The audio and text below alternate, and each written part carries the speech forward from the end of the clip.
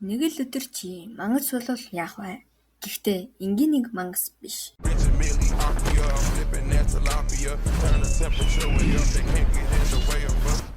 Ингээл нэг хөл хөдөлгөөнтэй өдөр болж байлаа. Гэтэл нэгэн авраг мөнгө сот руу дайран хотыг өмээж байдгаа. Энэ мангасуудыг Кайжүг гэх ба Кайжүг хамгаалагчид ирж алдаг. Кайжүгийн цогцыг тусгай хариуцсан хүмүүс зөвлөдөг ба ийм ажил хийх нь хэцүүч хин ч энийг зөвлөж өгсөн талархдаггүй. Гол дүрийг Кавка гэх ба тэр өдөр ажлынхаа хамгийн хэцүү үе шатуулах гэдэс цэвэрлэх ээлжний өдөр нь болж байдаг. Оройн тэр өмхийн үнэртээ унтаж чадахгүй. Зурагт үзээд олон долоо юм бодоод арай хийж тэр шөнийг өнгөрөөнө.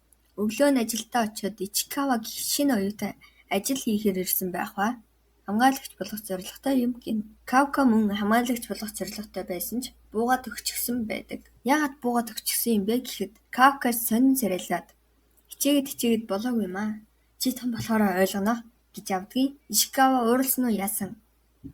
Хизээч бууж өгөхгүй гэж хэлээд увцаа солихоор яваад өгнө.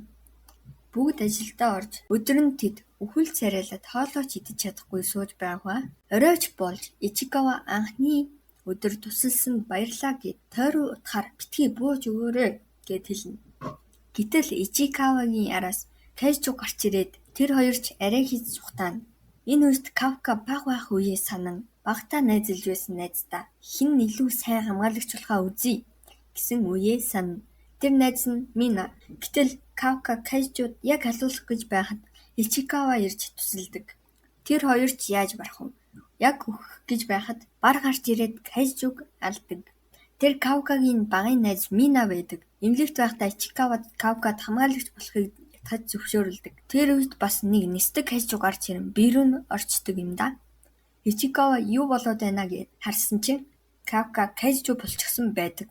Тэр үед нэг өвөө харж тараад дуудлага өгчнөө. Тэр хоёр өвгөнийг тайвшруулах гэж байгаад айлгаад ухаан алдуулаад ханд нь хүрсэн чинь ханыг нь нэвтлээд зүхтах гэж байгаад бараг тэр газрыг сөнөөгдөхнөө. Ингэж цухтааж байхдаа Ичикава Кавка мөн эсэгт эргэлзээд хойш харахтал авраг том болцсон амьд шувуу идээд байдгийн. Тэгээд гүйж байхдаа шээсэн дүрэд байна гэд чэйжнээс шээж байд юм да. Кавка бодолд автан ийм биетэй хамгаалагч болж чадахгүй гэж боддогч зорилгоо заавал биелүүлнэ гэд цааш явж байхад нэг Кайжу ирж байгаа тохиом мэдэрнэ. Гэтэл нэг ээж охин хоёр өөхөх гэж байхад Кавка ирэн нөгөө Кайжуг ганц л зөхнө. Тэгээд ээжийг нь нуранганд ороос гаргаад айж байтал нөгөө Кайжу чинь хүрээд ирнэ. Кавка хамаг хүчээрээ зөхиод цусаар бороо ортол хүчээ ашигладаг. Нөгөө охин айж байсан ч баярлснаа хэлээд хамгаалагчдч ирдэг. Маргаашнд Кавка зурагтаар гарч 90 сурвалжлагдах ба Кайжу номер 8 гэсэн код нэртэй болсон байдаг. Энэ хоёр хамгаалагч болох шалгалт өгч эхний шатандаа тэнцсэн байдаг. Гэтэл Кавка өөрөө ч мэдлгүй Кайжу төрхөндөө орсон хоол идэж сууж байдаг байгаа. Хэдэн хоногийн дараа 2 дугаар шатандаа орохоор шалгалтын газар очдог. Тэнд нэлээд хэдэн өрсөлдөгч байх ба. Кикоро гэх охин Кавкаг "Хөгшин хунгай, машинаа холдвол 55 чинь миний Азийн тоо" гэд тусгай өмсгөлийнхаа тусламжтай машиныг аваач чигнэ. Кавка тэгсэн машин аль хэдийн босгоод баригдах төхнөө. Удалгүй шалгалтанд орж биеийн хүчний шалгалт өгнө. Кавка Ичикавад Кайжугийн хүчээ ашиглахгүй гэд амлчихсан болохоор арай хийж 225 үнээс 219 орж чаднаа. Кикоро ирсэн 5-д орсон гэд томорж байгаад явдаг. 2 дугаар шатч болж Кайжу устгахаар болдог. Кавка өмнө жилийн шалгалтыг Кайжу цэвэрлэнэ гэж бодсон. Тэгээд гутраад байж байдгийг. Гэхдээ зүгээр орчихгүй өмсгөл өмсөж орох ба энэ биеийн нэг хэсэг болж хүч нэмэгдүүлнэ. Мөн өмсгөлийнхөө гаргасан хүчний хувийг хариулна. Ичикава 8%, Кикоро 46%. Гэтэл Кавка тэг хөв байдгийн шалгалт тэгэлж Ичикава эхэлсэн даруйда хан дээгүүр явж мангасуудыг булгаад эхэлнэ. Гэтэл Кавка буугаач дэлэлгүй чирээд явнаа. Гэтэл энэ шалгалт нь Мина үзэж байгааг мэдээд Кавкач муугаа үзүүлэхгүйгээд хүч орж цааш явж Кайжу устгахад тус болно. Гэтэл Кавка яг хасагдах гэж байхад Кикоро ирж туслаад бас л томроод явна. Кавка бууж өгөлгүй их хөл дээр босоход өмсгөлийн гаргасан хүч нь 0.1% болж чаддаг. Ичикава Кавка гүүрээд гүйж байхыг хянагч нь хараад зүгээр тэнцвүүлж болохгүй юм уу гэд илгээ хүчтэл энийгэд байдаг байгаа. Кикоро үлдсэн бүх мангасыг устгасан гэд бүх дороонууд буцдаг.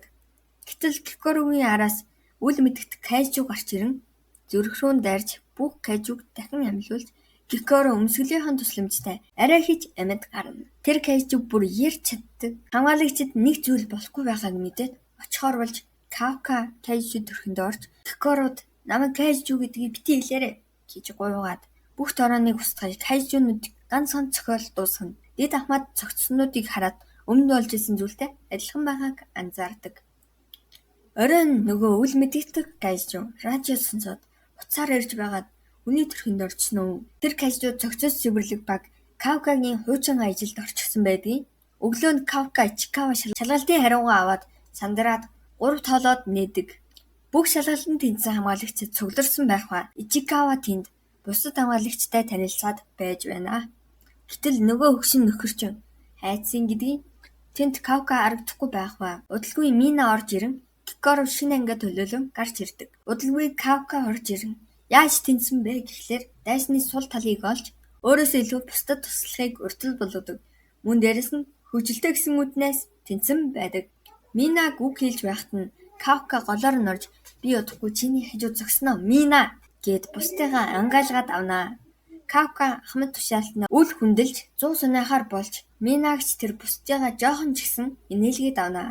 Кафка арай 100 сунаж Кикоротой хөнгөн газар өөрийнхөө Кайжу болсон талаар ярьж баригдвал дуршилтын туулай болж аль эсвэл зэвсэг болно. Харин муу зүйл хийвэл би чамайг ална гэж Кикоро хэлнэ. Кафкач муу зүйл хийхгүй тул танаа амар байна. Дараа нь галын бэлтгэл хийж бүх хамгаалагчдын өмсгөлийнхэн гаргасан хувь өмнөхөөсөө ихссэн байдаг. Кафкагийнх ч гэсэн нэг хувь болж ахиж Кафкач баярлдаг.